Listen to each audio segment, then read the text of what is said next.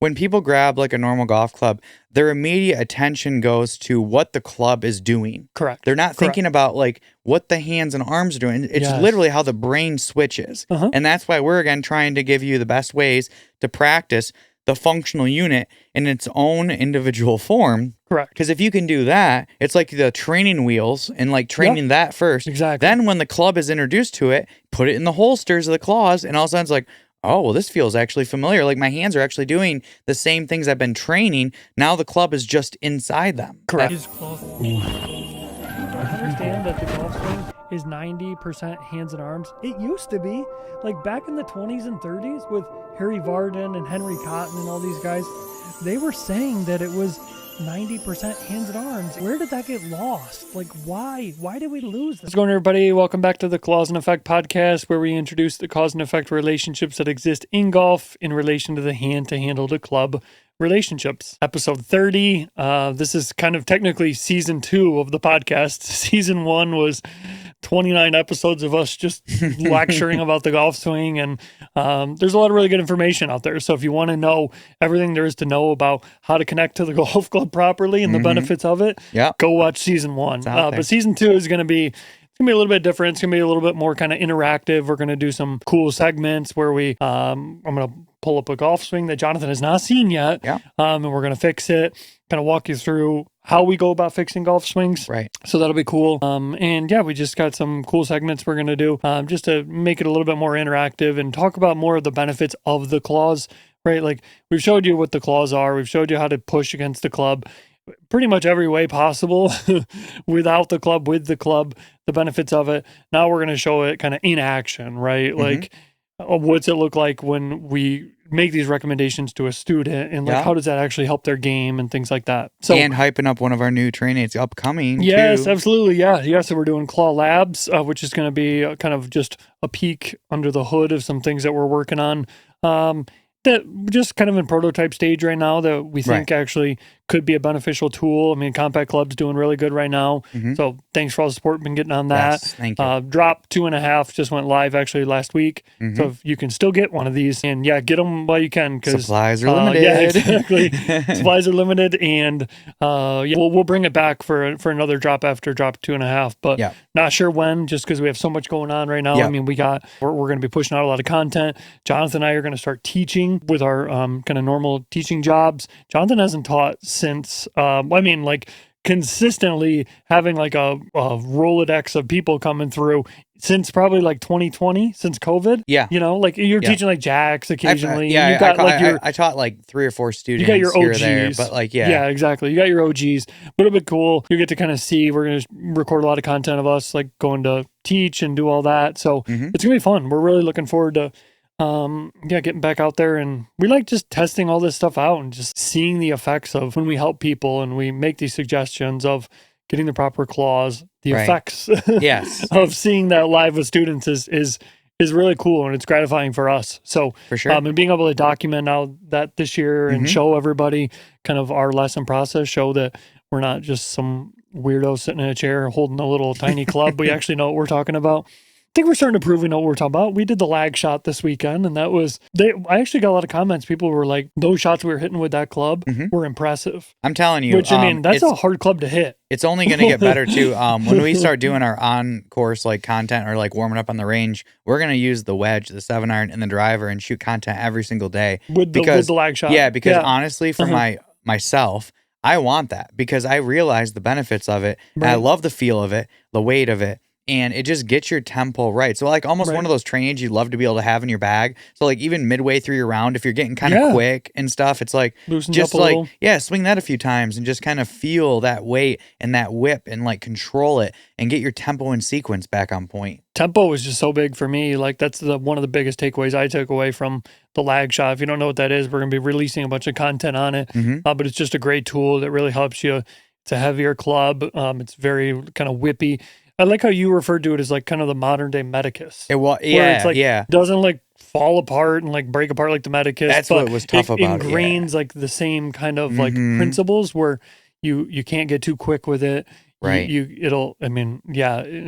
better than the Medicus because it's the same kind of principle, but you can actually like, if you do make a mistake, it'll still allow you to maybe hit a ball or something. And I don't know, I just like it a lot. Well, and it also perfectly works with the claws, because if you can basically control the claws in the ways that we talk about, Right. like, and you get the proper sequence with it, the contact that I felt was supreme. I mean, I was hitting the 7-iron literally at 10% effort, just trying to control the whip, and it was going 170 plus every time. That one you smoked in the lag and release video that we're going to launch, you smoked that. Yeah. I mean, I think it went like 179 yards. Right. My normal 7 goes like around 170. Yeah. Honestly, I feel like if I just added just a little bit of effort, but like made sure the tempo was perfect, I think I could hit that thing 190. I mean, I'm excited to just mess around with it. I want to hit the driver. It's hard for us to hit driver in our studio. That's why you never see us really make driver swings in there. Ceilings are a little low. We're kind of limited with space. We don't want to bash our projector. Yeah, for those projectors, they don't give those away. So we want to really expand our content. Like, that's why in this new season, we're going to really just start talking more about, like, hey, this is us fixing a golf swing. This is how we go about fixing a golf swing. These are things that are kind of going through our minds. Just more of a kind of seeing everything in action. So, yeah, I think first thing is happy Masters Week. Yes, we're all excited. Yes, so excited. I'm pumped. Best week of the year. Best week of the year. Yep. Just really a lot of excitement going into the Masters this week. I'm interested to see the Live PGA dynamic with Brooks winning last week. And we're going to analyze his swing coming up in our Winners of the Week segment. But I'm interested to see how he does. I don't know. Like, there's just a lot of really good stuff going on right now with golf. Yeah. And, with the Masters, obviously, it's the best week of the year. And we're going to be camped in front of the TV like everybody else with our compact clubs. And we have like some special giveaways for those that have the compact club. Basically put into a raffle. If you take a picture with your compact club watching the Masters, you are in that raffle. Couch club. That's right. And you're going to get like a free print of our dimples with a Masters jacket. And we got some hats. We got hats. We got Super Stroke grips. I mean, it's going to be, we got a bunch of cool stuff that we can kind of put in giveaways. But yeah, I'm going to be releasing a bunch of details on that before the end of the week. Yeah. But yeah, you're going to want to be holding your compact club while you're watching the Masters. That's right. And why wouldn't you? You're going to be watching it for like 8 to 10 hours anyway, so you might as well have this in your hand. Right. You're sitting on the couch. You might as well have your compact club. That's right. And yeah, we have a lot of cool things planned with just giving our members a lot of benefits and being a club member. It's not like we said when we first kind of launched the compact club, it's not like you're just paying $100 for just the compact club. Like, you're getting a membership that gives you access to these giveaways and our archive videos that we did, which we got really good feedback on. And we're going to do another huge set of archive videos coming up. It's like an ongoing thing. Like, it's not going to be like the archive videos you get. It's like, that's it. One and done. It's like, no, we're going to actually keep adding like unique drills ongoing, which is really cool. And we have. When we first launched the archive videos, I think it was like 7 videos. Now I think it's like 14 now, something like that. So, and we're just going to keep going more and more, especially when we get outside, things like that. So, yeah, a lot of exciting stuff coming. Like I said, we're excited to see a lot of these tour players this week. And really, I mean, you look at last week, the 2 guys that won with Corey Connors and Brooks Koepka. Let's talk about them a little bit with the Winners of the Week and how they actually use their hands. We've analyzed Brooks before in the past, but for somebody that hasn't seen that, this will be a good little refresher. Sure. But, let's talk about it. They're really similar with a lot of things, really different with a lot of things. Their takeaways different. So like Corey's a little more like hands and arms. Brooks is a little more push and hands inward, right? Yeah. Talk about that a little bit. So the interesting thing though is these guys have actually a very similar swing. The only difference with Corey Connors is that he has the lead hand a bit stronger than Brooks Koepka. Brooks Koepka has more of a neutral lead hand, but they both have the same strong trail hand. Got it. Okay? And when you look at Corey Connors, he sets the club head like inside of the handle in his takeaway, and then bows the lead wrist and really shuts the face. I mean, his club face is basically pointing at the sky at the top, almost like Victor Hovland. Right? And so with Brooks, he goes a little bit more inward with the handle in his takeaway, opposed to club head inside the handle. And then he just keeps pushing really well. They both push though, awesome. They do, yes. And what I'm noticed most common is that their transition from the top. If you look at, let's just say if this is like the top of the backswing, okay?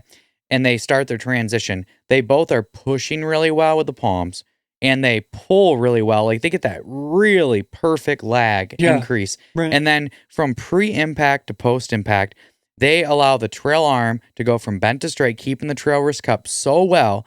They're driving the trail wrist so aggressively that the lead arm actually will separate just a little bit, like to post impact, because of the force is being delivered against the side of the handle. And they're both really kind of flat-footed, right? In a sense. Yeah, they're not really turning a lot consciously. They basically let the momentum of the lag that they're releasing pull them through to the finish. Yeah, it's like the forces are like pulling him up and through. Yeah, but really, when you look at them from pre to post impact, they literally are exactly the same. Yeah, like the face with Corey Connors a little more shut, and then Brooks a little bit more open. But Brooks doesn't turn as much actually as Corey Connors. Right. So it's like, but Corey Connors is just driving so aggressively. Yeah, and that's really what we talked about. We've talked about this so many times about how the importance of like the gear effect from pre-impact to post, and how the trail wrist stays cupped and the trail arm goes from bent to straight. That's what is the most important thing when it comes to releasing your lag. Correct. Yes. Yeah. That all tour players share in common. And the best players are pushing constantly against the club properly. And also, again, from pre to post impact, doing it the best. Yeah. And I notice a lot too when I look at Brooks, like when he's taking his grip, his lead hands, really, really good pinch. His trail arm is so pinned, and his trail palm is pushing against that lead thumb knuckle so hard. And you watch him when he takes the club back, the first move, he just maintains and even increases that pressure. And his hands go inward, but boy, is he like glued on that lead thumb knuckle. Right. Like if you had a sensor on that lead thumb, it's probably like out of everybody on any tour, he's got one of the most. Because he's a strong upper body too. Probably like 20, 30 pounds of pressure Exactly. being applied with the trail palm. Yeah, and that's why, like, you look at Connors, he's got that same kind of idea, but he's setting the club more like side to side. He's using a little bit more like kind of wrist action. We always talk about like an envelope, right? And like, where is the club like relative to the handle in relation to like your toe and heel line? Yeah. And at the takeaway, he's like close to the heel line. And most like coaches look at that and they're like, whoa, it's like too inside.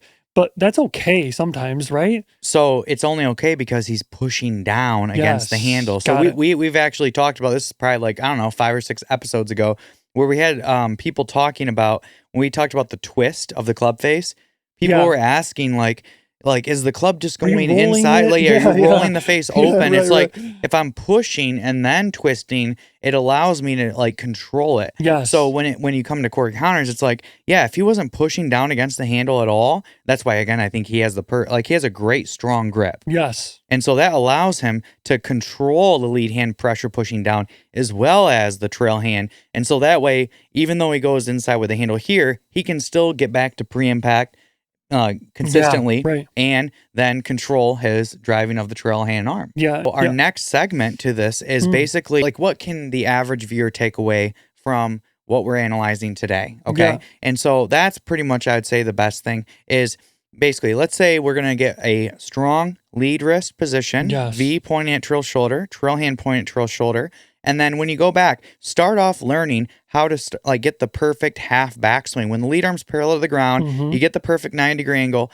Go from there, get pre-impact right, maintain the angle, go to post-impact to the your half finish where the lead arm again parallel to the ground, and just learn to control that. Because if you're somebody that's like out there struggling to break 100 or 90, and honestly, even if you want to break into the like 70s, honestly, like just work on getting this right, because I have played golf with just a half-to-half swing. Absolutely. And honestly played some of the best golf of my life. I plan on doing it a lot this year. Yeah, because it just helps my body. The gear effect from pre to post impact is what realistically matters the most. Correct. So for our main viewers out there, we just need to make sure that we can get back to this position the best possible. If you're going further back trying to get the club to like parallel to the ground at the top like this, your chances of getting to pre-impact and post properly with like the extra body movements, controlling your pressures, it's really difficult. It's like when one of our guys, shout out Steve, one of our club members, and he was getting a little long at the top. Yeah, and definitely. You suggested like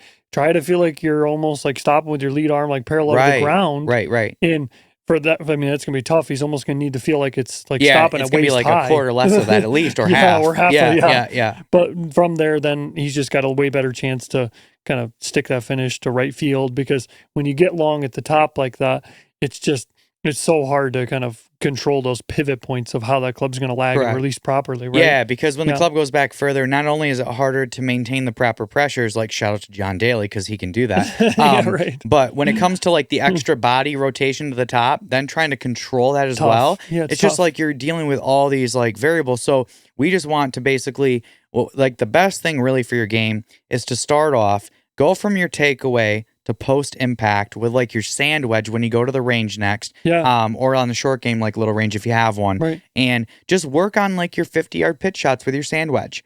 Get that, like hit 50 of those and hit them perfect. Work on the gear effect we talk about, thumping the ground properly, staking the finish. Then go to your half to half. Then build up. But honestly, like when you go to half, do it with the sand wedge, do it with your 7-iron, and honestly, do it with your driver. Yeah. Like, and try that. And so, like, and You're then gonna be from there, like, amazed. You're gonna be amazed. Yeah. Yeah. Because honestly, you're going to always swing further back than you actually think you are. Correct. So if you're thinking half to half, you're realistically probably going to go to 3/4, or actually full to full. You just don't realize it. And one of the big things too, and I notice this a lot when now that I'm kind of around you more and seeing, I mean, I've watched a lot of your lessons, but one of the big things you focus on so much, and you're going to talk about this more when you go through how you analyze golf swings, and like when you're teaching, but you're thinking about post impact so much. That's like the end destination. If you see where people are at post impact, it's like all I would have to see technically is that position, and then if I see what's going on in the takeaway,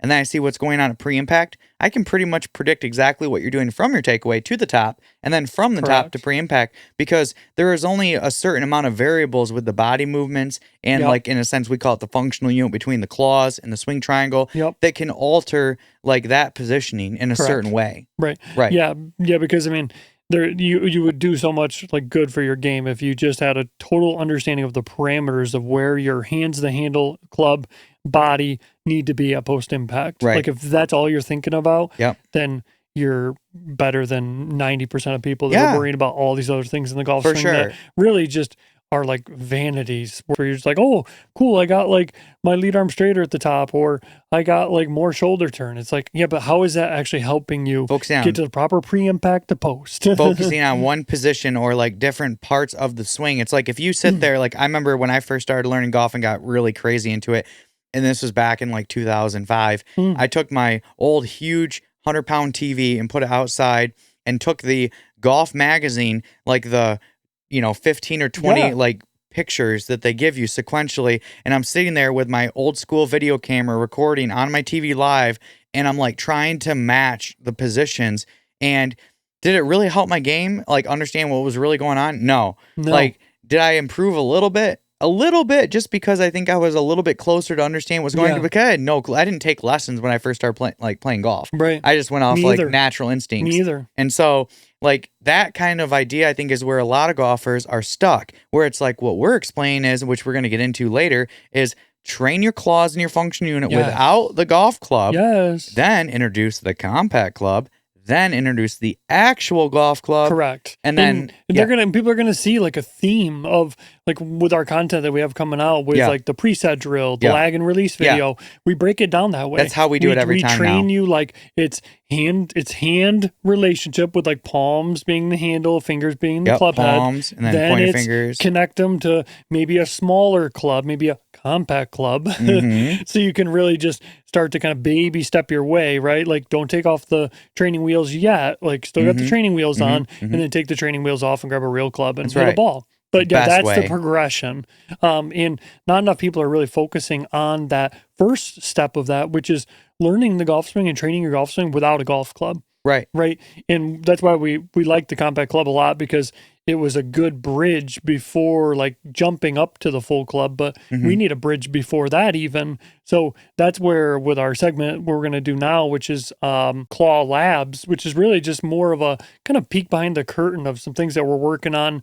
And we're really going to go heavy into this a lot pretty soon, is really just teaching you a total understanding of how you can train your golf swing without a golf club. Right. Right. Like how to train your claws, how to activate them properly, connect them to each other, and the benefits of that. Because if your claws are educated, then your club's gonna be educated, your swing's gonna be educated, and the ball will be doing what you want it to do. That's right. So let me have this guy. Yeah. So this is one version of our claw ball. We have multiple sizes that we've already created. What is this? So this is the claw ball. Boom. Okay. Love it. Prototype.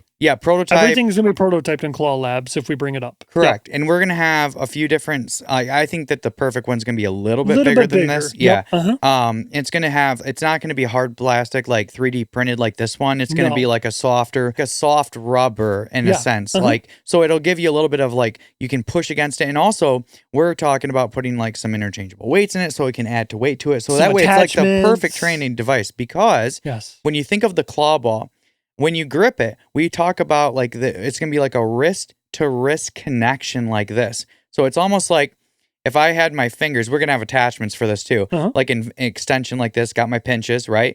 It's like I can push equally with both hands and arms throughout the swing. And that's one of the huge benefits, is that it helps you with keeping the functional unit, claws and swing triangle, perfectly connected, and understand again the like role of each one individually, but also in again like a perfect format, like this, palm to palm, opposed to being like when you go to grip the club, the lead hand is lower on the club than your trail hand, right? Correct. So we just want to like help you with that. It's something to push. It's something to push against. But also, here's the other benefit of the claw ball, is that if we bisect the claw ball like in half, the top half is relative to the club head, the bottom half is relative to the handle. So the handle and the club head are basically all right here with what you're doing. Yes, that's like a smaller version of this. It's exactly like, so we broke the golf club down into a shorter format like this, but now we're breaking it down to literally a ball. Yes. Which is dimples, technically. Dimples, yeah, absolutely. Yeah. Shout him. But so the idea is that... got little dimples on the ball. So when we do our training program... weight. Yeah, so it's going to have different weights, but the idea though is that you're going to be able to train like your finger extension, your curls, like every part of your claws, because the attachments that are going to come with it. But also the idea is that it's just like more of a training aid that's going to be like the best link when you come to the idea of, okay, I'm going to get my claws perfect and I'm going to like learn how to do this like throughout the swing. Correct. The next phase really is the claw ball. Correct. Then compact club. Then the real club. Yes, exactly. Like that is really going to be like the claw sequence of how we're going to like train everybody. Nice claw sequence. So like it. just a quick sneak peek. Like let's just say if I'm going to do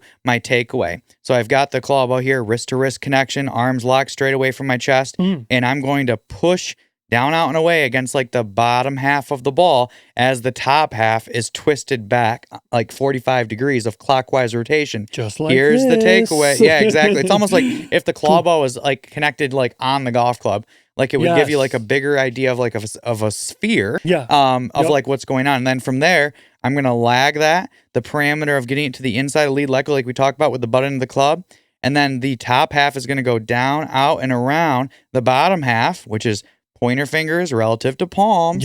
So, and then that's like the perfect release. Right. So it's just, again, like just a really simple way to understand exactly what's going on between the handle, the face, the palms, and the pointer fingers throughout the swing. So this guy coming soon. We like this a lot. Yeah. I think it's just going to really, because we want to start really giving people an understanding of like, okay, you have to train your hands independent from the golf club. You have to. Like it's something that hasn't been talked about at all. And we've talked about so much like with the importance of everything that we're doing with, you have to connect to the handle properly and you have to push against the handle properly. But it's like, if you could train your pushers separate from the golf club and they knew exactly what their role was going to be, then when you put a golf club in their hands, it's like you're already going to get the effects of what the club's supposed to be doing because your pushers are pushing properly. So because they're pushing against this big thing. That's right. Yeah. And so like one of the I think the biggest fault that people have is that when they grab a normal golf club, because like the claw ball, again, just a sphere, right? Correct. And we can maybe even add like a little small shaft and club head through it. Yeah, but the idea is that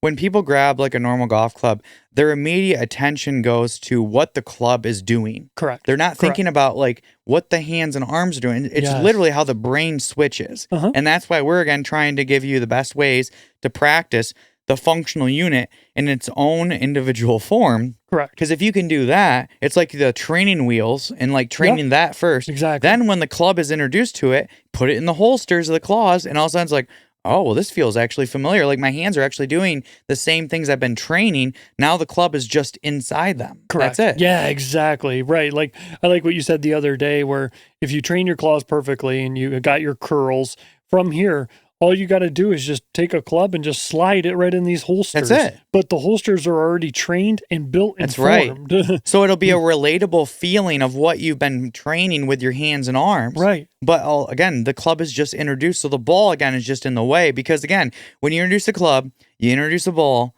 all of a sudden your brain starts to wander and like think about all these things. Yes. It's like, oh, it's the club. I got to focus in on the club. It's like, no, really, like focus in on what your functional unit, claws and swing triangle, are doing to the handle of the club, which then controls the face, which then will control what the ball does. Bingo. And you know what's going to be really cool? I can't wait to do these tests. Is we're going to do like a claw challenge where we actually teach people that we see their current golf swing. We give them kind of a tutorial of how to like train their claws without the golf club. And then we have them just hit a ball right after doing that training and see how much the positions of the swing actually improved without even messing with the club. Right. Like your claws are just more educated. That's right. And I had one test group back when I was working at Golf Tech with this lady, and it was Janet Monroe. And it was crazy how she bought a 5-lesson package, and I didn't introduce the golf club until the 5th lesson. And I know it sounds great. Like we did the evaluation, which is like a first hour lesson, and we did 4 sequential 30-minute lessons after that. And then because I told her, I said, if you can just train like your hands and your arms and just do these drills every day. And she was doing a great job. So by the time we got to the last lesson in 30 minutes, I had her go with the sand wedge, 7-iron, and the driver. I explained throughout the process like the differences at setup and stuff, but without the golf club. Yes. And it was amazing. The last lesson, she was hitting her sand wedge like 80 yards. And this lady was like 65 years old, by the way. Right. Never had touched a golf club. Not really athletic at all. Like she's like, I don't ever play sports or have never played sports in my life. Yeah. And she's like, I just want to be able to play with my husband and break like 100 if I can. And then, so it's like 7-iron was going like 130 and then driver was going like 175. And she went to Arizona literally right after this. She emailed me back and she's like, I beat my husband. And on top of that, I had 2 birdies in 2 rounds. Unbelievable. And she actually she shot 101 the first round. And then the next round, she shot 97. Right. Which was crazy. Is incredible. Because we worked on even chipping movement, like breaking the swing down in its shortest form, but again, without the golf club. Yeah. And it proves it's like, that is like the normal viewer, like that really is just seeking help, like in any way, and just wants to be able to, again, like improve at in a consistent way, but honestly in like an efficient way. Correct. Like opposed to just trying to read more books, buy more training aids, having to take more lessons. Like you don't have to do it. Like escalate your learning curve by learning what we're telling you. Exactly. Yeah. And once people realize that you can improve your golf swing by crazy percentages by just educating your hands properly, it's just going to open up like a whole new like part of your brain where you're like, oh my gosh, like I don't have to actually like go to the range and hit balls to like work on my game. It's like, no, you can literally like sit in your chair and like activate your claws, clamp them to each other and just like work them out. Then grab a compact club. Train now, clamp them. Exactly. Yeah, exactly. The progression, right? Yeah, the progression stages. The first, I skipped a step, grab the claw ball, and then connect like your claws to this. Yeah, the thing with the claw ball, people would just have to understand is that we're wrist to wrist. Now, the only thing that changes once you understand like this pressure is you just. And we'll actually, I think what we'll do is we'll actually create a claw ball that's not perfectly round. It'll actually be elongated more like an oval for the proper hand formation. Oh, ooh, yeah. nice. See that there's a lot of opportunities here. That's coming. This is cool. This is what we like to do. Like with Claw Labs, we just wanted to kind of have just a fun way for us to kind of nerd out, and everybody in our team. Shout out Joe and Jeff, our other guys in our team. We'd like to just nerd out and try to figure out different ways. Like we have all this content now. We've released all the information of like how important the hands are. But it's like, now let's try to see different ways we can help people and different training aids we can do. To effectively be able to practice anywhere, anytime. Anywhere, That's anytime. always the key. Boom. Exactly. That's right. That's right. Next thing we want to do is I actually want to pull up a golf swing. Jonathan has not seen this golf swing yet. I have not. He wouldn't let me even have a sneak peek. I wouldn't let him see it. I was like, I want it to be like organic. That's like, fine. Because this is like when people come see us for golf lessons, like, hey, sorry, we don't get a sneak peek and get to see the swing before, right? So I got it right here on the iPad. Okay. So I'm going to screen record everything for all of our audio listeners. Jonathan's going to be analyzing a swing that I'm showing him. I'm going to hand him the iPad. Okay. And I'm going to kind of walk you through my process that I use when I'm like looking at a swing, like when you submit a swing through our Discord or whatever. It's like, this is how I'm looking at it and like reviewing it. Correct. Yeah. And if you want to be one of the random people that are selected, join our Discord. That's right. Because this is from our Discord. And yeah, this is a lucky guy. This could be you. Yeah, right. Exactly. Good shout out. And we want to do this. This is going to be a recurring segment we do every week. So jump in our Discord and send your swing over, and you never know, you could be selected on the show. That's right. Okay, perfect. Okay. All right. So like first thing, just looking at like the setup, grip, things like that, right? Mm-hmm. So what are you looking at here? Give us an idea, a peek behind the curtain here. So the first thing is that I always look at the grip and the swing triangle. It's the functional unit, okay? Okay. And basically it's like the address check, as well as body positioning. Look at ball position. Are the hips and shoulders in proper formation relative to the functional unit in the ball? Okay. And this guy, actually, I would say, little bit maybe better pinch with the lead wrist. I notice there's a little gap there, but I like the lead wrist being strong. It looks really good. Lead elbow maybe a little bit more turned outward. It looks outward, so it's almost right like the back, like his left elbow is almost pointing more back at this red T behind him. Okay, got it. Where he needs to point it more at the target, or even a slight bit more to the right of the target, to bring that lead like hand and arm like more on top to give him a little bit better brace. But trail hand and arm, I like it. He's got a good pinch, got a good strong position. Pinch of his trail hand's really good. Is it down too low, his trail hand? Do you think you'd like to see it a little more snugged up? But I think what's going to happen is if he actually gets his pinch of his lead wrist better, because he's like this, once he pinches here, it's naturally going to make his trail hand want to come up more, because it's like the lead thumb is going to shorten up with its positioning on the grip. So to connect the same way he's doing currently, he just basically needs to keep the connection, but again, shorten up the lead thumb. Got it. And then that'll help him, I don't know, probably like do a couple things in swing better. Well, he's going to have a better pivot point connection. Let's see what happens here. Because again, I like his body positioning overall. So let's see his Jonathan's looking at the swing here. So takeaway. What are you seeing? Looks like to the top. And he's a relatively new golfer too. So Sure. I'm actually impressed with what he's got to work with. So like with his hands and arms to the top, I love it. One thing I noticed is that his lead knee is working lateral a bit too much. And I noticed that when you look at his feet, the trail foot is actually rolling a bit like outward. Like you can see the pressure going to the outside of his trail foot, where we want to try to keep the weight more like when you think about at the top, you want to be about 60 to 70% on the outside of your lead heel. Okay. Where he is like 60 to 70% on the outside of his trail heel. Ooh, so there's a little sway. Got it. So he's probably going to have to sway back laterally. So, yeah, we'll see how he recovers. Lag-wise, pretty awesome. I know, isn't it? It's really impressive. I noticed a little chicken wing, though, coming through, which is probably more of the effect of the setup and not pushing down with the lead elbow. Getting the better pinch with the lead wrist and also turning the lead elbow out more, because that is basically giving you a head start for, we call it like the swing wall, which is like from pre to post impact, keeping the lead side like the top side, and it stays that way as the lead arm like and hand rotate, so the trail hand arm can work around it, where right here it looks like he's kind of giving up and the lead arm starting to pull across his body, which then is going to make the trail hand try to like, in a sense, when it tries to create speed and release, it's going to naturally want to go in the same direction, which can cause closing effects too rapidly of the face. It can cause contact problems. There's no stability. Yeah. I would say let's look it down the line. Okay. So again, though, in a nutshell, though, from face on, just get the grip, get the lead arm right, and then basically keep the weight on the lead heel, the outside of the lead heel to the top. And that's we're going to see too now, very helpful. Looking at the down the line view here, we see now, because of the lack of the pinch with the lead hand and the lead elbow, he's not really pushing down on the handle enough at the setup, is he? when he takes the club back, he goes a bit to the inside with the hands and the arms.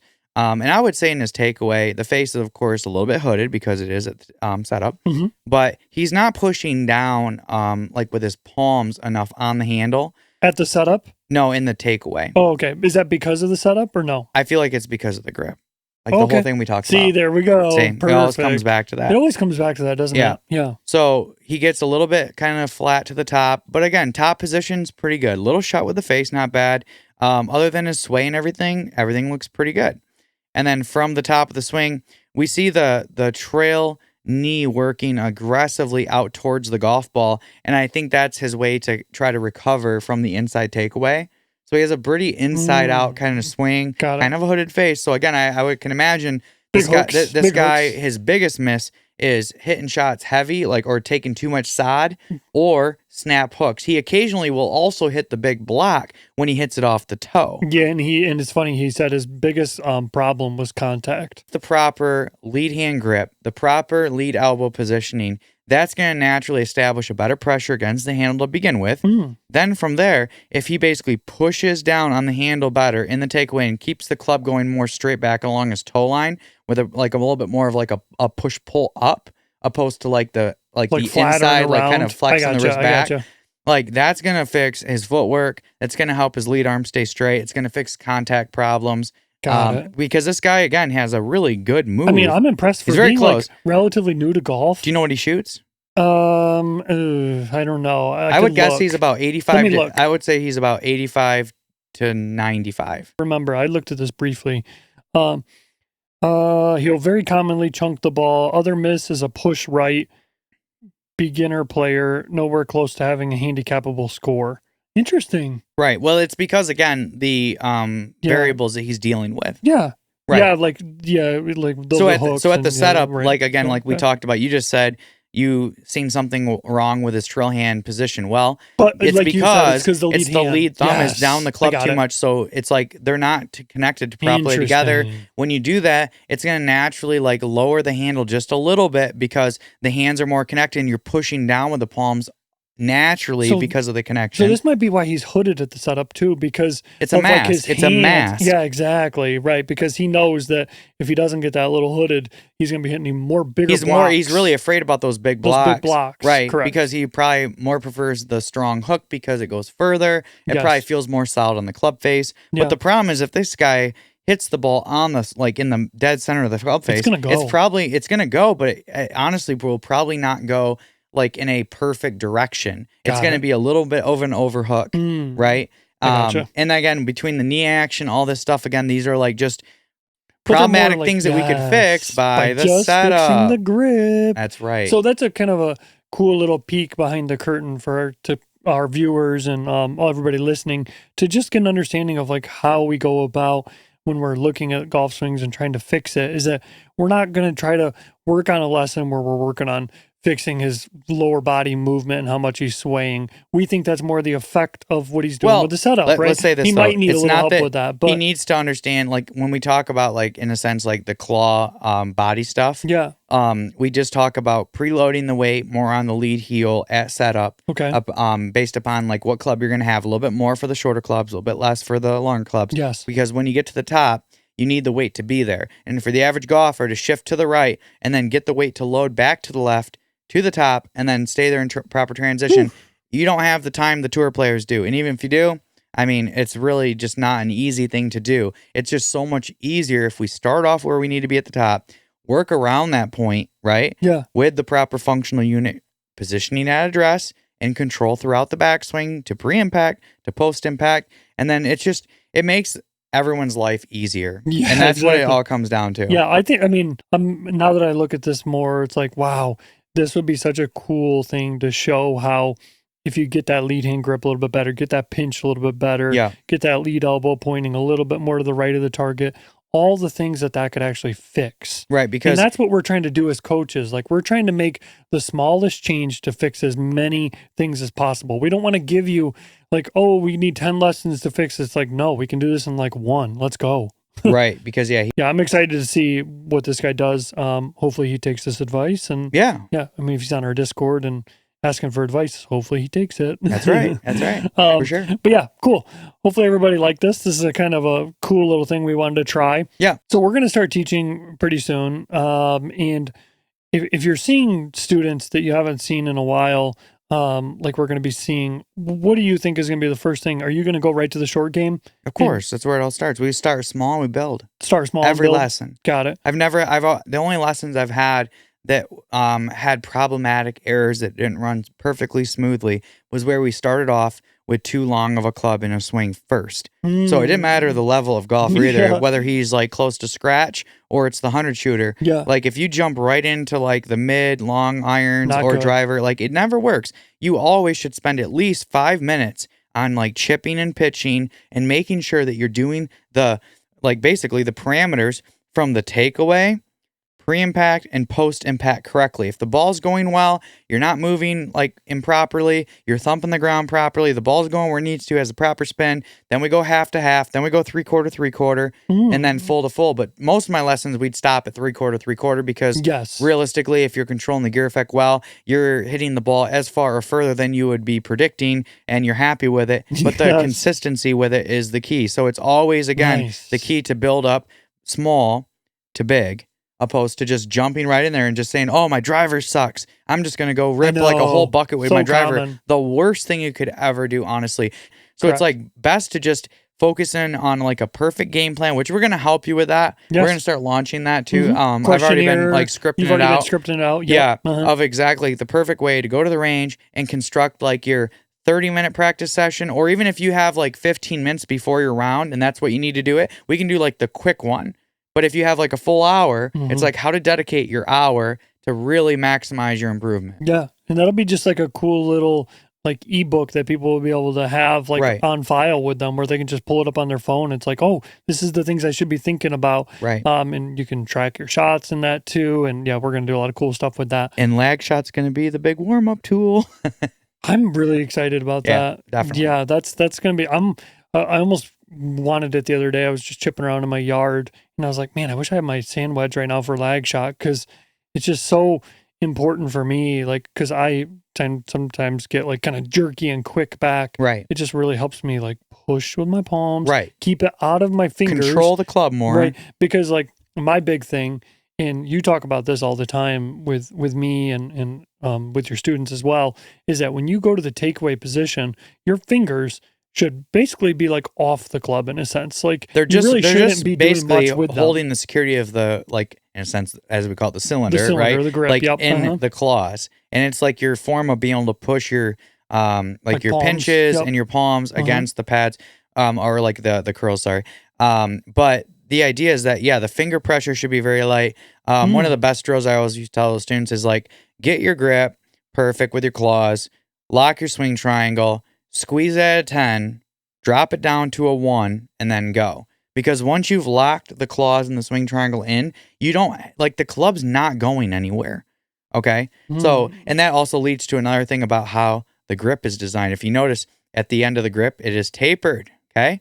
So if you look at the Super Stroke logo right here, this is where the back of the, like the back of the lead wrist actually goes. So we don't grip the club all the way to the butt end. No. That's for some of this purpose. Yes. Because not only is it going to wear your glove out right here, big time, very commonly, but also the club can't slip out of your claws if you're down here. So it's like you can literally hold it almost as light as you want because you have the security established. But if we just go in and we just start off holding it like a baby bird, we're going to get these lobster-looking claws, which then the club can move all over the place. And then if you do swing at like let's say you have no grip pressure and you're swinging at relatively high speed, the club could go out of the claws. Right. But it's more about, that's why we again say it's like get the claws, establish the pressure, then again you can just kind of like lower it so that way you're functional. Because if you get your claws and you are just squeezing at like a 10, like rigid, the arms, the hands, everything, the body gets tense, and there's limitations to the movements.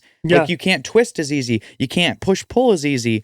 So that's it's what like, I noticed when I did the Lagshot. It was like, I can't swing this with a tight grip pressure. Which is why we've talked about the bird cage analogy. Right. And it's like, we don't want to strangle the bird or like collapse its cage around it. Right. We want to just keep it secure where it's not going to fly away, but also be at a point where it's mobile. Like we can move, we can like work the cage back. Yeah, and like through. You're trying to keep the bird, as we say, if you're new to kind of our content and you haven't heard us use this analogy, we basically say that the handle is the bird and your claws are the cage that you're forming around the bird, right? So when you get kind of the proper claws, like we talk about, that's really just forming the cage around the bird with the trail side and the lead side. And then from there, you're just trying to keep that cage in the same formation around your bird. You don't want to get to the top and be like, trail hand part of the cage like squeezes in and then grip pressure intensifies. And then now the bird's like, whoa, it's like cramming in there.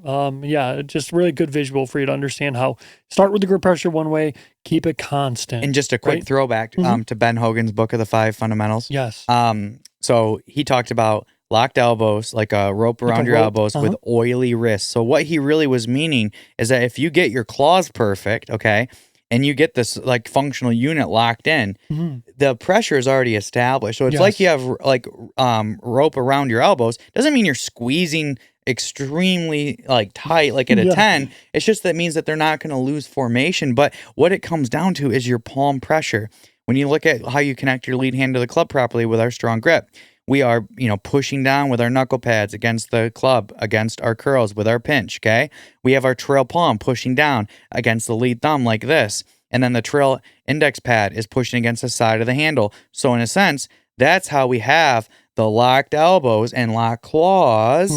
So we can be oily with our wrists, but not strangle the club. Yes. So it's like, that's a better way to think about what he was trying to, like his point. Got it. Okay. And when you say like curling of the fingertips, pushing against the curls, what do you mean by that? Like pushing against the curls? So if I had my proper pinches and proper placement, like from pinches to pinky pad here of the strong grip. So if my fingers were an extension away from the club like this, I couldn't hold the golf club. Got it. So when I curl my fingertips, it's like now I can push down against my curls with my knuckle pads and my pinch. That is when we talk about pushing against the handle, it's like, yeah, I get it. It's hard to understand that. Like, how am I pushing? What am I really pushing against? But it's because it's like like you're going through air, right? Yeah, it's like a blank space. But it's the curls of the claws that you're pushing against. And then with trail hand, you're pushing with the trail palm down and against the side of the lead thumb knuckle like this. But also, again, all that pressure is really being delivered into the lead hand curls. Got it. Because the trail hand is, again, like it's more of a palm push. Like the trail hand's less on the club, actually, than the lead wrist. Right. Got it. Yeah, that's why, like, for when we talk about grip pressure, you just have to be very conscious of when you're curling, you don't want to, like, squeeze. Like, you're just curling, and then that's it, right? That's it. Yeah, it's like this. You get your pinches. You got your finger extension, and finger extension is the key. Like if I don't have any finger extension, I'm like this, and I curl my fingertips. That's not good. This is where the lobsters come from. Yeesh. Okay. Yeesh. So if I get my pinches, finger extension, then curl, you're curling like you have like from your fingertips. You have like the first joints, the second joints of the fingers. Yes. So we're curling from the second joints. Yes. That's it.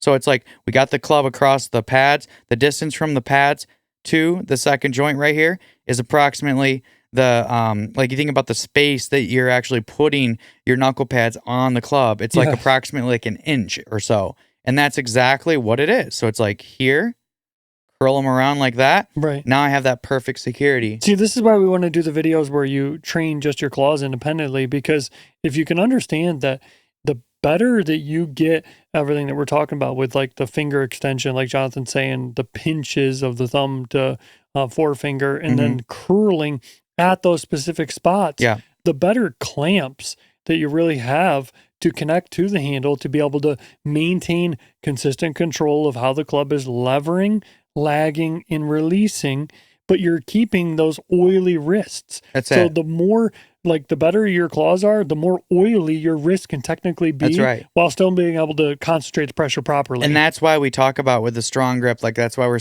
like neutral strong grip advocates more so than the weak grip, is because by doing this, you're able to maximize your hand and arm speed. When you look at a weak grip, it's more up here across the palm, like a putting grip almost, right? With a longer thumb, less of a pinch.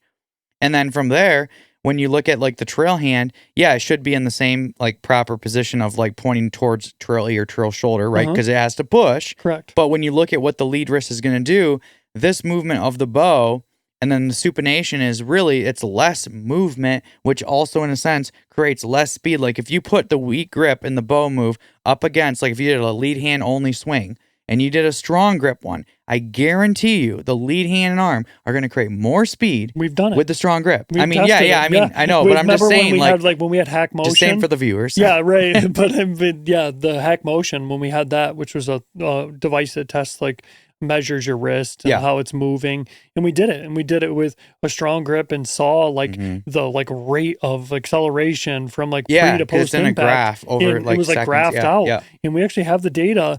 But it was insane to see how, I mean, you're swinging a cylinder basically with this handle. So the more you get on the side of it and twist the club head around it, it's got like a wound up like a spring to just go whoosh, and untwist. Because your lead thumb, like with a weak grip, it's more like vertical on the club like this, or it's more on the lead side. So when you think about when you set it back, you don't get the gear, like the club face doesn't really do anything. You supinate to like control a little bit of rotation effect. But when you get the lead thumb more on the like on the trail side of the club, like we think about, we got 12 o'clock straight up.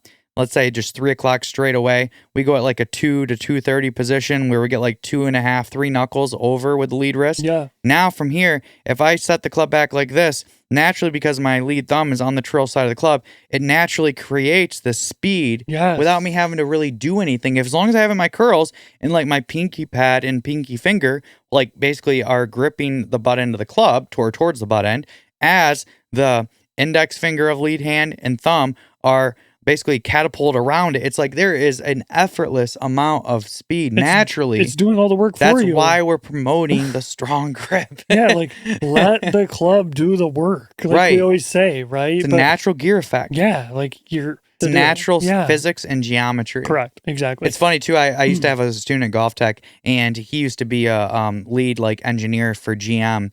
And it was so funny because every time I would get him to do like his half to half swings and get the proper strong grip and the proper setback to the half and then release it, he goes, you know, he's like, it's just basic physics and geometry. I'm like, I know. And he's like, this makes so much sense though. Cause he's like, I think, you know, when you think about a golf ball, you're thinking you got to use these big muscles and try to really pound the golf ball. And he's like, no, he's like, you're swinging a grip on a shaft on like, and he used to say like a hunk of steel with a little spade at the end. And he's like, and how can you deliver that fast to a tiny little ball? Correct. And he's like, and so it makes a lot more sense of why this is actually the way to go. And the claws are how you do it. That's right. Functional unit control. All day. And it's not just when we talk about like grip pressure and being able to apply the proper pressure to the actual like club itself, but the putter grip as well. Can we talk about that a little bit? Because we talked about a lot, and we actually got a lot of really good feedback on this, so appreciate everybody on that. But a guy actually mentioned, shout out on our Instagram, he said, so you're saying to start the like putter back by pushing with your palms. So if you're not holding it in your palms, how do you start the club back? And it's like, well, you got to get it in the palms, right? So like, so where does the club have to sit? What's the most common mistakes we see? Like, shout out Super Stroke grips, by the way. Go get you some Zenergy putter these grips. Things are sweet. Jonathan's like obsessed with these. Yes, absolutely. If you haven't seen our last episode we did, he was like, hey, the like pattern on the grip is the like, curves. That's right. Yeah, oh yeah, I love it. And I love how they put the weight naturally in the base end, and the nice little seam here, like with a taper, it like helps you feel. So it's interesting how this seam right here is for your second curls. What's that mean? So when you think of, so from the fingertips, you got the first, like, the first joints and then the second joint. So when we talked about like for the full swing, these like the second joints are what you're like curling like from. Okay. Got it. So basically this seam line rests in the second curls. And when you do that, so if I rest it right here, if you look, it basically, like, I'll put it up against my palm, though, more like this. Yep. Like, they're wrapping around more of, like, the side. So, okay, so when we think about the strong grip, and we talked about the curls, like, we're pushing with our pads against the curls. Yes. So, with putting, my curls are more, like, my curls of my lead hand are more on the trail side because it's more up into the palm. So, it's from index pad to the palm pad right here, okay? So, look at this. Second curls, pressing here. What's that giving me? The ability to push my palm of my lead hand against my curls. And how's your grip pressure with like those 3 fingers with those curls? Is it similar to like it's the same thing what we talked about. Squeeze the heck out of it and then go down to like really a 1. So go to a 10 and then go to a 1. That's and right. then find your happy place. Because like a lot of people don't know, like when it says 1 to 10, they're like, well, everyone's different, right? But find out what your 10 is and then go to your 1. Got it. So that way it's equal for everyone. So you find your happy place by grabbing as hard as you can and then grabbing as light as you can. That's right. And then find the happy place. That's right. Right. Because we want to mold the hands and arms or the functioning unit for the main swing and for the putter stroke. Okay. And then when we think about trail hand, like I said in the last video, I'm like an overlap guy. I like to overlap my trail pinky over my index finger, but you can, do like a baseball grip. You can do double overlap, reverse overlap. You can do whatever you want. Whatever. All that matters is that your trail palm is pushing against the side of the handle. Basically, like your palms, when you think about it this way, they're both pressing together like this. Which is why we like the prayer grip. That's right. That's why we talk about the alligator arms. So it's like if I go fingers and pinches straight away from my chest, I go max ulnar down like this, and then flex my fingers and palms away.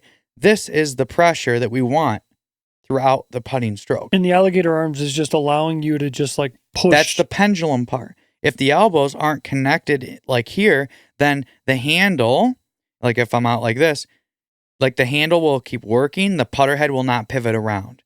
Whoa. So what you just said there is really huge. Yeah, the elbows here. So that's when people say the putting stroke is a pendulum, the pendulum's really palms to the inner parts of the elbows, which are connected here. Whoa. So this is why alligator arms or T-Rex arms are the key, is because from here, now, if I maintain that connection, the butt end of the putter, like as I go back, it's like I'm pressing against the sides of the putter with both hands, right? I'm just going to do this. I'm just going to keep my pointer finger shooting out just to give you a better example of where the pressure's at. Yep. So when I go back, if the elbows stay together, you can see the butt end of the putter would be pointing back at me. Now, if my trail elbow separates, look, it's pointing now behind me. Oh. So the putter head's neutral. What's going to happen then when you go to push through? Putter head's going to pass the handle or come in equal, not get a proper roll. If the putter head is properly levered back of the putter like this, everything's connected.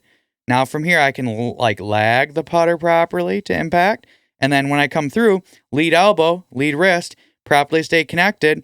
Now the putter head will naturally pass the handle to give me a proper release so I can catch the ball on a slight upstroke. Because again, let's say I get the perfect setback here. So I'm just going to do like this, okay? So we got the pointer fingers, the pinches. Interesting. So we get it levered back here. Let's say if the lead elbow starts to drift, look at that. Butt end now pointing outside my lead side of my body. Putter head still level. You're like pushing at the putt. And then when you do that, again, the ball's going to hop or skid. This whole pendulum thing's like tripping me out with the whole like pushing with the palms and the alligator arms. Right. So again, like imagine the ball is like right here in the center, like from my chest, okay? That's where it should be, about in the middle of your stance anyway, or slightly forward. Right Yeah, just slightly forward maybe. But when we come through, it's like, okay, here's the base. And then right here, now you can see how the putter head would be starting to work back up on the pendulum, which again, gives you that proper low to high arc of your putt, like our putter path. And that's what we need, because when we strike the ball, it's like if this is the golf ball, okay, like, and here's my putter, I go back, putter like de-lofts a little bit, comes in, it should start to have a little bit of loft. Because it's going to impart a top end spin, which gets the ball to never hop, skid. It's going to start on line and it's going to roll on line. So every tour player does. So de-lofting, you're basically just keeping the putter face square as long as humanly possible, it's like this, right? Look at, if I just do alligator arms, like palm together, I got my pinches, okay? What is this formation going to represent when I go back? That's de-loft. Look at this. When I come through, back to square, what's this? Added loft. Again, lose elbows, level, level. Yikes. These are the common errors right here. Man, and I saw, wow, that's like the pendulum thing's really incredible. And I actually never heard you say that before. But I really think, because I saw a Golf Digest article the other day, and anybody that saw our Instagram said, like, focus on like the engines of these particular like parts of the golf swing. And of course, it was like hips are the engine of the golf swing for a driver. Shoulders are the engine of the swing for putting. And I'm just like, oh, this is so bad. But So I like what you just said there, because most people, when they're thinking about pendulum in their putting stroke, they're thinking that the pendulum is the shoulders, but right. it's really the palms and the arms. elbows. So last thing we're going to leave off with is if you do see a few tour players, shout out Ricky Feller, because I've always loved and admired his putting stroke. He's always had a great like putting stroke. But if you notice that their elbows have maybe just a little bit of disconnection, like you don't see them tucked in front of their chest like this as much, you see it more like this. Their palms, though, are pushing so well against the sides of the handle like this that when they go back, it maintains a consistent and equal distance of the elbows apart. So, like with Ricky, if he started like a little bit away like this, which you'll see this was like commonly with some tour players, but if they went back and you see the elbow go away more, screwed. Lead elbow go away more and follow through, screwed. If they maintain the proper connection, they can get the proper pivot action and the proper pivot point with the low to high arc. Interesting. Because Ricky Fowler puts such a good roll on the ball, like he has to maintain that consistency. So that's again what we're trying to say is, but make your life easier and just get the elbows on top of your, like we talked about the process of how to do this. Palm to palm, elbows and arms, wrist and arm straight away from the chest. Okay. We basically get finger and hand extension. 45, or we'll just say 45 degrees down with ulnar is good, but maximize the ulnar and then basically retract the elbows back on top of your chest. Because when you maximize ulnar, you're taking your hands completely out of it and supporting the lie angle for the putting grip. Because like for a, like a wedge or a driver, right? There's more of an angle from the handle to the club. The putter's the shortest club in the back, so it's more vertical. So by going max ulnar, you're supporting that lie angle. And we talked about how when we do this format, it also helps me get my eye line perfectly over my putter head. Which I love. Which is another like benefit of doing this. And then from there, we are good to go. Just keep the palms, the alligators, and the palms and the alligator arms connected. This makes so much sense. Like when you get like this with the pointer fingers down in the alligator arms, it's like this is just so like obvious. It doesn't really like feel like you could do anything other than this. It doesn't feel like you could really get it in your fingers too much. You can't, right, which is taken out. And I will say this, I will say this. So it does feel weird when you do it. And I remember one of my students, he came into me for lessons because one of his playing partners in his league was a student of mine.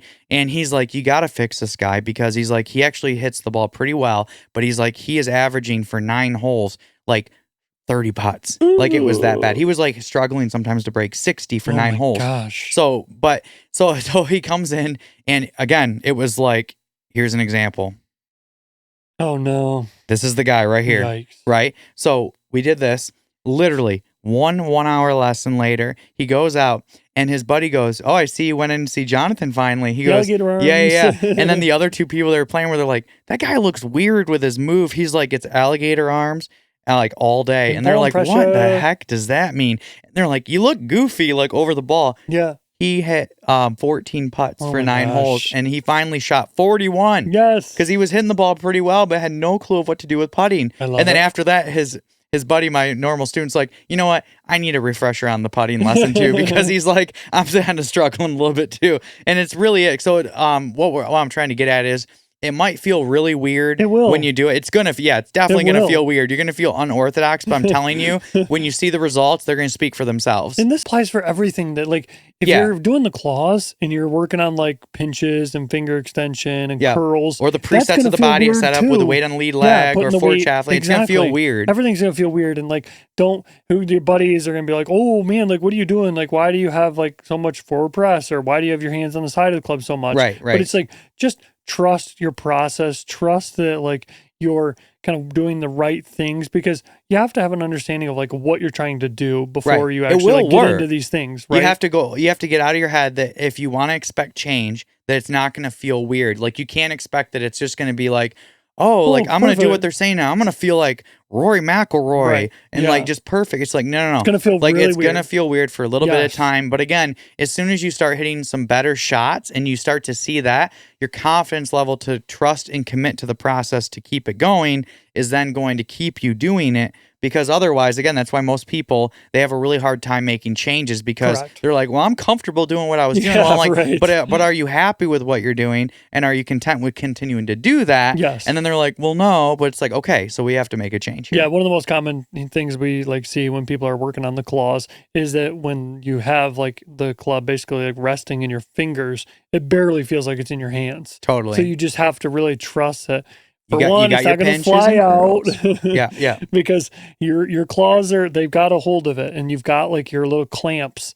And like Jonathan said, don't grip down too much, so you can use that little taper to. Right. Same thing here. With If the you look, putting too, so with the putting, you see how you got the solid red here. That's where the base of the palm should be like this. Got it. You don't go all the way to the butt end of the putter. Oh, that messes with the similar. weight. Got it. Everything is balanced properly, Perfect. like in golf when it comes to grips and stuff. Love so it. yeah, it's about 2 inches down with both hands, and then there we go.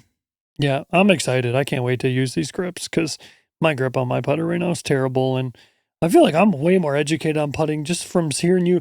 Because I mean, we don't really talk about putting a lot just because we have so much content we're doing, right? And like we're we're in a chair too, though, mainly until we get outside soon. So correct. And now we're going to start really pushing out a lot more putting content. And we've been getting a lot of really good feedback. People are like, "Wow, I thought you guys just talked about like getting a strong grip and hitting a draw." It's like, no. Like we're just getting started. And I'm going to tell you right now, one of the reasons I was a very popular golf coach is because I specified on every single student of mine had to learn how to putt properly and have a good short game from 100 yards and in. And so that's how I preached it too. It's like, I'm going to get you to hit these shots properly. We're going to then work on that escalating to the improvement because it's really the same kind of variables as far as just like what you're going to do with like the 100 yards and in shots, but it's just like building it to the other clubs. Correct. But the key thing was, and students always used to tell me, when I'm having a bad day, I could still save my round because my short game. Correct. And that's it. Because if you don't have a short game, you have nothing to rely back on. And there's never going to be